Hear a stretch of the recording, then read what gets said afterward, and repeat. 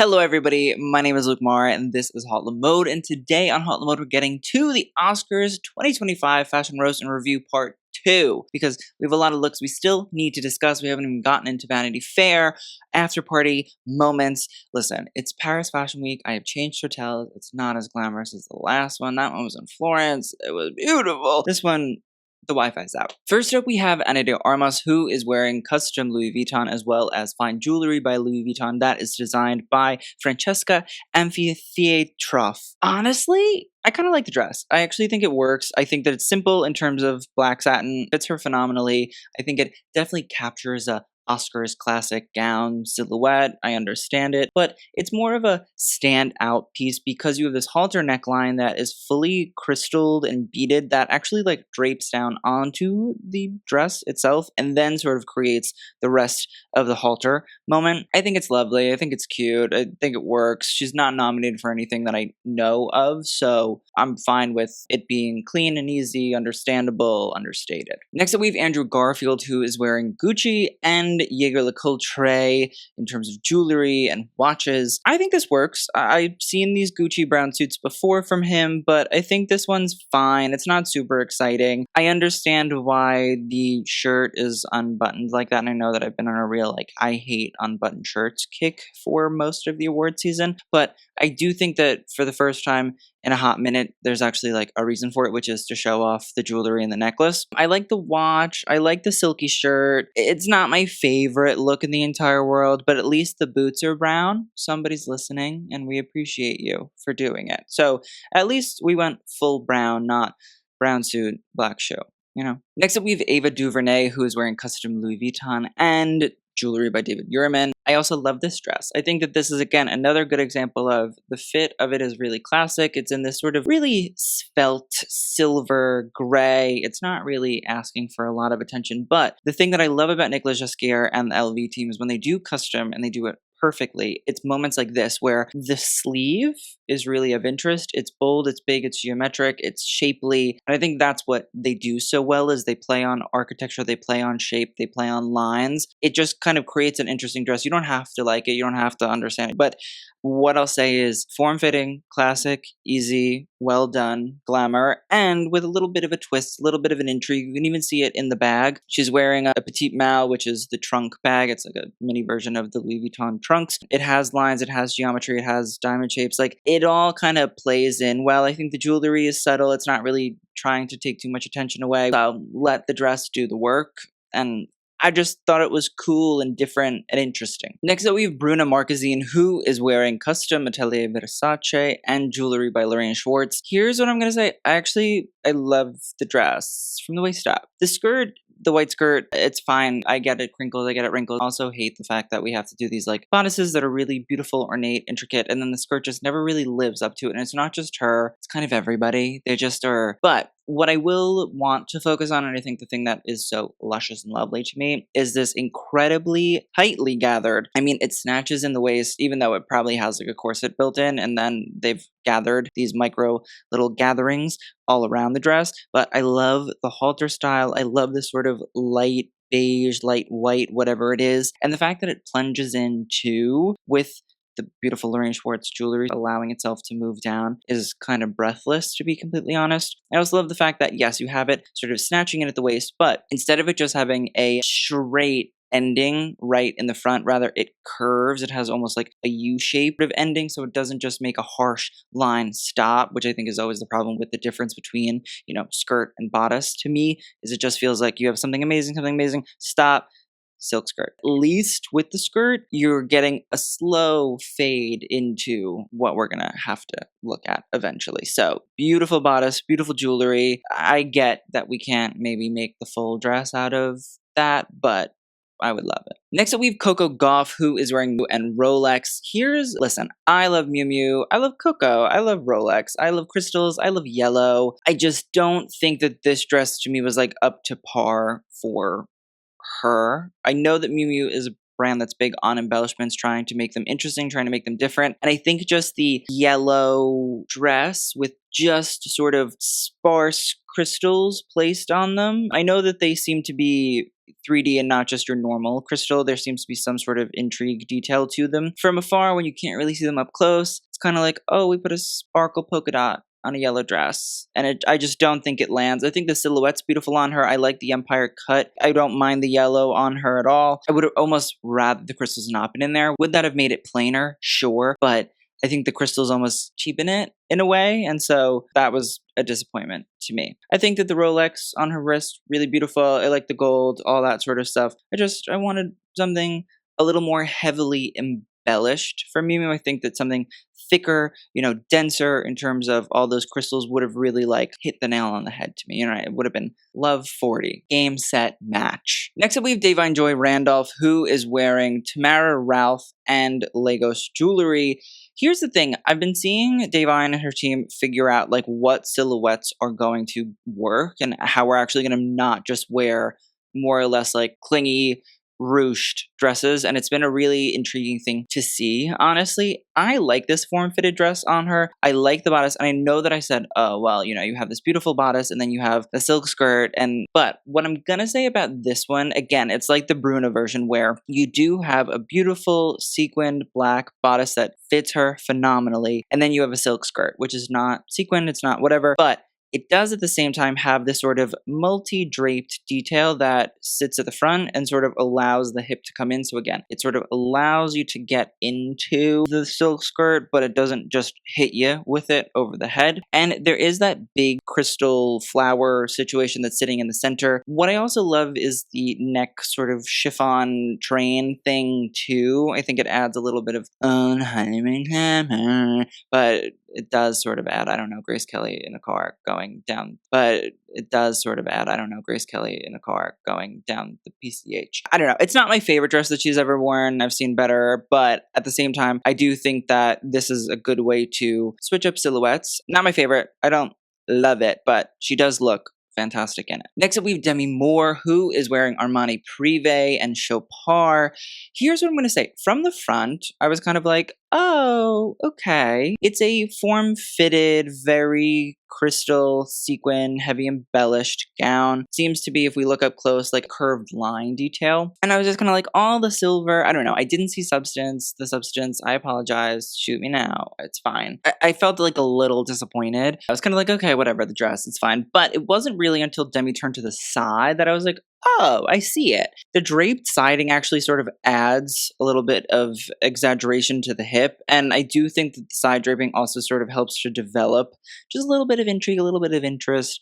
But again, listen, it's the Oscars. As much as I'd like to be fashion, fashion, fashion, it's not really the event. It's not really what people are trying to do. They're trying to just look their absolute best, and so I respect it. She looks really pretty. She looks really beautiful. Next up, we have Doja Cat, who is wearing custom Balmain and jewelry by Messika. Listen, I love this dress. So this is a full leopard gown, and Doja Cat, leopard, again, always playing on the names, always playing something fun, a little kooky, a little crazy, but this is also very glamour for her. I feel like it's really beautiful, svelte, gorgeous fitted gown. I love the plunging neckline. I like the fact that the leopard print honestly fits and forms really, really well. You can also see that sort of neck scarf situation where the Messika jewelry comes down from underneath and that sort of drapes down the back. You can't really see the fact that the waist is snatched, but it is in fact snatched. And the coolest thing about this dress is if we zoom in, we will see that this leopard print is not a print. This leopard print is a motif because it is fully bugle beaded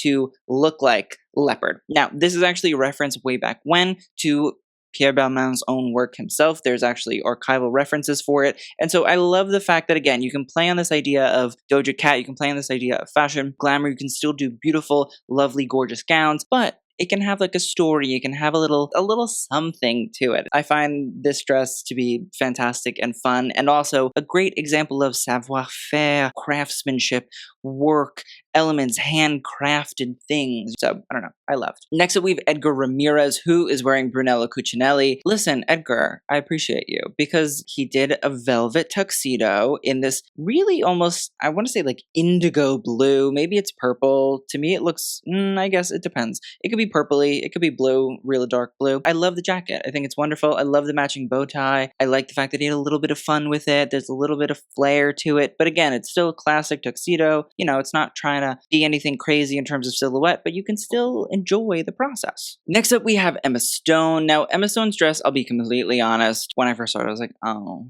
okay, yeah, it's kind of boring.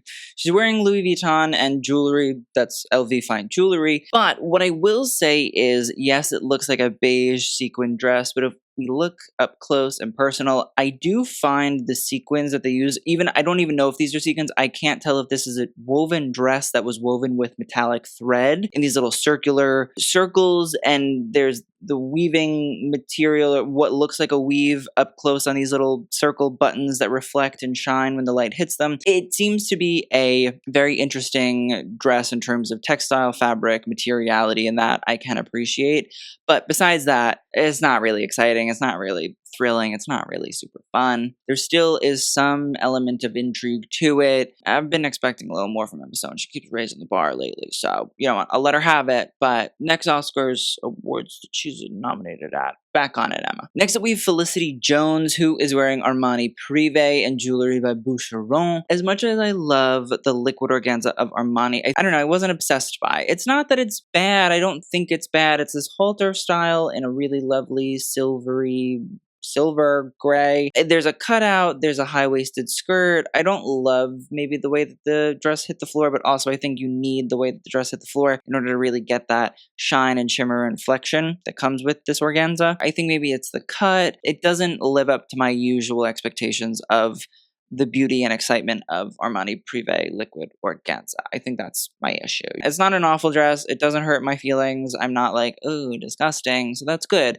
It's just, again, a little disappointed. I think I'm always a little disappointed by, again, things at the Oscars, but maybe a different color would have been better. A blue, a red, a pink, a green, maybe not a gray, a yellow, some different color besides the silver, I think would have went a long way. Next up, we have her, and I feel really bad because this is going to be mean, and I don't want it to be mean because I don't blame her, but she's wearing Ralph Lauren and jewelry by Chopard, and I don't understand what anybody was thinking. I kind of have to also partially blame her at some point for this experience. Here's the thing. It's this strapless gown, which actually the gown itself is really, really beautiful. To say, I think it's stunning. I actually don't mind the fact that you have this silver crystal that starts up top, is really dense, really heavy, and then as you get to the waist looks snatched. It starts to fall away, and you see the gold fabric underneath, and the crystals still continue on, and honestly, beautiful gown, really stunning style on her. I think it's lovely. I just don't understand, and I think I do understand, but I don't understand still why they put a gigantic brown leather belt on it. I know that it's Western. I know it's yeehaw couture, but like, this was unnecessary. This was not needed. I'm good. I'm okay. I'm fine. I don't want to be anywhere near it. I don't need this part of like the Western fantasy to come through right now at the Oscars. I actually don't even mind the fact that the hem of the dress is frayed. I feel like it plays into the Ralph Lauren sort of clothing, vintage, things that slowly deteriorate, and there's a beauty to that, and antique and all that jazz. It's just the belt is like so crazy and it makes no sense, and I don't know who thought this was a good idea, but whoever did, reconsider. Go to therapy. I don't know, but do something. This was not the choice. Because it kind of just ruined what was honestly like a really pretty beautiful dress. Next up, we have Jeremy Pope, who's wearing Pellet. I don't know how to pronounce the brand, but it's a young brand. I appreciate Jeremy Pope, so I appreciate his taste. He's also wearing Azatur jewelry and a watch by IWC Schaffhausen. The thing that's great about this look is A, he's just so statuesque that he really can pull things off. The pant fit is phenomenal. The pointy patent leather boot, divine. And then if you look up close at the front of the jacket, there's no buttons. It's amazing. It's fantastic. I love the collar. Wonderful, stunning, beautiful moment all around. Next up, we're looking at me, my doppelganger. I think that Joe Locke and I look similar. People tell me that all the time. Things get crazier the deeper that you go, but alas, he's wearing custom Celine and a watch by IWC Schaffhausen. I love it. It's very Eton Boys School. Proper prim. We're going to Harrow today, except I'm going to wear my gold sequined waistcoat instead. I love a beautiful tail and a grey trouser. It's absolutely stunning, even down to the black boot. It's wonderful. Absolutely a lovely take on all boys school uniform. And I thought it was cool. I think that the gold waistcoat is really lovely. I like the white tie element, white bow tie, all that. Like, I love tails. Anybody could wear tails, and I love tails, so I'm sold on it. Next up, we have Kit Price, who's wearing Dolce & Gabbana. A little bit more always helps, in my opinion. It's just a little been there, done that. I have the t-shirt. I also feel like the pant fit could fit, but heck, to each their own. Next up, we have Kylie Jenner. Now, she's not on the red carpet, but she did attend the event, and she attended it with Timothée Chalamet. She's wearing custom Miu Miu and jewelry by Lorraine Schwartz. Here's what I'm gonna say about the dress. Like, I love a Miu Miu. I really love a Miu Miu. I love an embellishment. I think they're beautiful. I think they're wonderful. I think with this dress, it's different than the Coco complaint, but it's similar to the Coco complaint. Here, you can see that the embellishment is a little bit more intriguing. I wish maybe it was colored. I wish there was something to set it apart, or I just wish that the silhouette of the dress was different to me, because it doesn't feel Oscars-y. And I know that I've been complaining about, oh, everything's kind of so boring, but like this is not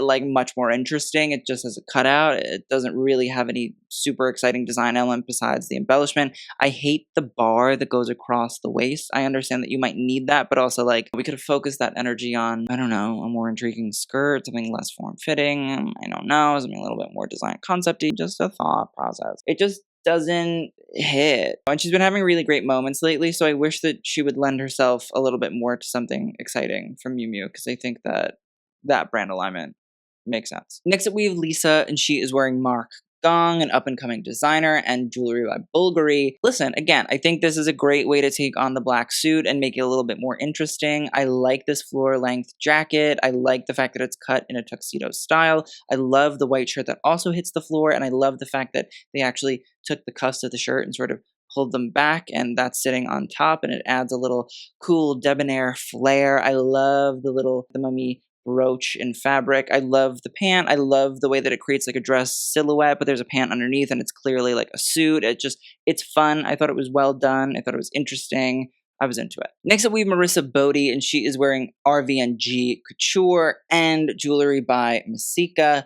Here's what I'm going to say. Ruby red slipper. We'll talk about Ariana's look in a later video. Unfortunately, we don't really have that much time. I think that I understand what we're referencing. I see the ruby red slipper. I like it. And honestly, like, it's a pretty dress. I think it works. And also, you needed the sort of high-low detail in reality to show off the shoe. So again, I get it. It's very pretty Oscars, you know, it works. I think it's a little tough because you also do blend in with the carpet, just like a little bit. I think that's always really hard unless the dress and the shoe don't really play to each other all that much. Besides that, it's nice, but I'm not obsessed. Next up, we have Penelope Cruz, who is wearing Chanel and fine jewelry by Chanel as well. I understand what it is. I get it. It's very 1930s Chanel silhouettes, the way that you have that sort of ruffled curtain that moves down the front, the way that you have the buttons that go straight up the bodice, the gathering, the pleating, the tie back train thing. It's very 1930s Chanel design, Paris, da-da-da-da-da. I just don't think that it really works now in this day and age. I think it's something that feels very dated. It looks very strange. It never really tracks to me. And I think there has yet to been a designer, whether it's Karl Lagerfeld, Virginie Viard, even Mathieu Blasi, he hasn't started yet. But I think it really would take somebody really hammering down and figuring out how to make those 1930s sort of odd clothing details mean something, make sense, feel modern. And there is yet to really be somebody to do it. And I think that's always my issue with these silhouettes. Beautiful. In the 1930s, the girls would have been gagging, flipping, tap dance in Charleston, and they would have been living. But in this day and age, it looks like she has a weird fishtail running on the front of her dress and just doesn't land. Next up, we have Rachel Sennett, who is wearing Balenciaga and jewelry by Boucheron. It's a pink crystal dress. Like, it fits her really interestingly. I will say there hasn't really been a whole lot of color on the carpet either. But again, it's just kind of a pink crystal column gown. Not really excited by it. I wish maybe there was some jewelry detail at the neck to, like, I don't know, bring it to life. A big pink stone would have helped. It feels fine, but not much else. It's there, and that's great for her, but the rest of us, we say, okay, swipe. Next up, we have Rawoon, who is wearing a Miri. I enjoy this. I think that the crystal stripes is interesting. It's different. The no button-down shirt underneath was a choice. definitely a choice. But I like the black tie thing. I think it would have been more impactful had it been with like a button-down shirt, not like a tank top. I'm saying that as a girly who loves a tank top. It's okay. The pant fit is a little abysmal and the shoe is whatever. I think the jacket is really what I like. I think the jacket is cool. I think it's different. I think it's fun. The rest of it needs to uplift the jacket because I guess in reality it's really not. Next up we have Scarlett Johansson, who is wearing vintage Vivienne Westwood and jewelry by De Beers. I think this navy blue velvet actually works. I think the drape neckline is very in line with Vivienne Westwood. I actually don't even mind the gloves. I think they play to the Frenchy drapiness of Westwood as well. I think the jewelry works honestly quite phenomenally on her. It doesn't fight with the neckline because that's a good thing about a Westwood neckline is they usually scoop quite low, and so that allows a lot of neck room to really work in terms of jewelry. I think it fits her fantastically. That's the great thing about vintage is you and your tailor, you make it happen. I think she looks great. I really, really do think she looks lovely, and she's not really doing too much, but at least the fabric is different. It's a little interesting. The color really works. It's not just a black dress, which everybody seems to be wearing. I was into this. Next up, we have Selena Gomez, who is wearing custom Ralph Lauren and jewelry by Bulgari. I like this on her a lot. I think she looks really lovely. I think it was a great way to finish out an award season, to be completely honest. This beautiful trellis detail with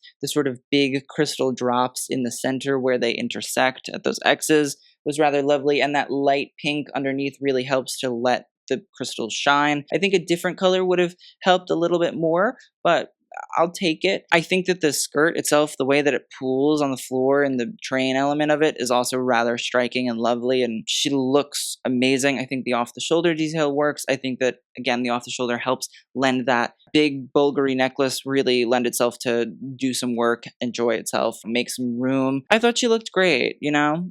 It's not the most exciting dress in the entire world, but I thought she looked good. And finally, we have Timothée Chalamet, who is wearing Givenchy by Sarah Burton, the first ever men's look that we're seeing. I actually got this while we were filming. I'm going to the show. It's 10:39 right now, so we have about 40 minutes to the show.